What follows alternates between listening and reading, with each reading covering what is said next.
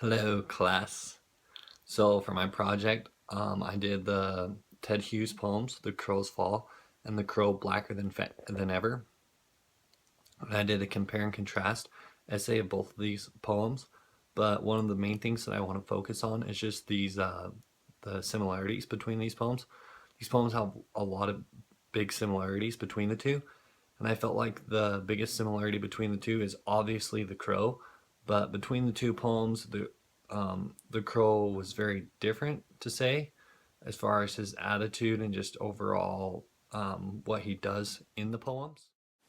So looking back, we had a discussion. This was discussion 27 on the Ted Hughes poems, and one of our questions that we were asked is, "What do crows symbolize culturally?" And I would say overall that everybody had just about the same interpretation of what crows symbolize. So a lot of people were saying that crows symbolize the devil, mysteries. They're tricksters, and a warning device. And one of the things that I kind of want to focus on as far as like the warning device is in the Harry Potter movie. I can't remember which one.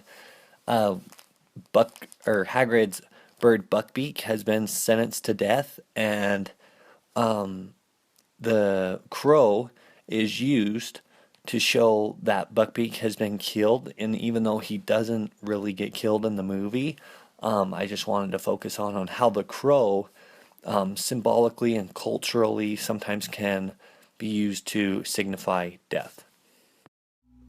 But where is it? I saw the beats just now.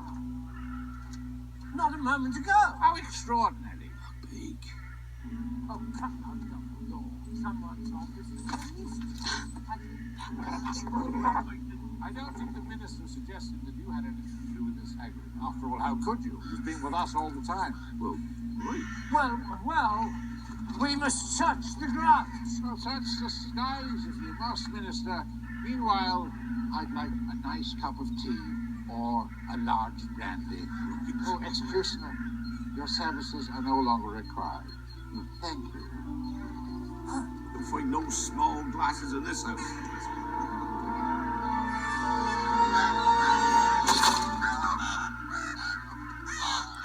So after watching that video clip, a few things that I'd just like to talk about really quick. A few things that I thought was really interesting in there is, so the executioner, he comes to kill Hagrid's bird, and the bird ends up escaping while they're all in the house, and then they walk out and then he's gone.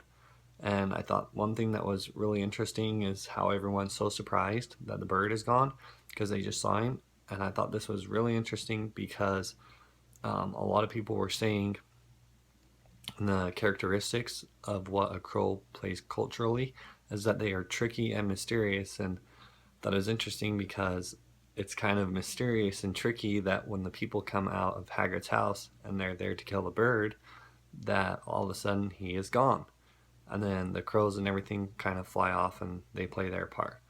And anyways, I hope that everybody learns from this that, maybe in movies that you're watching, if there's crows, watch for the crows and see if they play any kind of character in the story.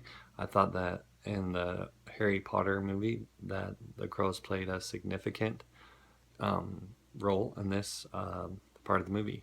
And thank you very much. Bye. So how does this further our knowledge by understanding the crow poems? Well, in the crow poem Blacker Than Ever, the crow is the one that is keeping man and God together because he nails them together in order to keep the connection between the two, even though that they are very mad at each other. In Crow's Fall by Ted Hughes, it's kind of a little bit of a different connection. Crow is jealous of the sun, or which can commonly be compared to as God. So he flies up and tries to defeat the sun, but instead he actually gets charred. And then he returns to Earth. And in conclusion, we can see that the crow is kind of the one that just ties everything together. In the Harry Potter movie, they use the crow to show the connection between Earth in heaven. So when the bird was supposedly killed, the crows kind of show that transition between the two different states. And then in the poems, they're also using this connection to show that the crow is keeping that connection more so. And yep,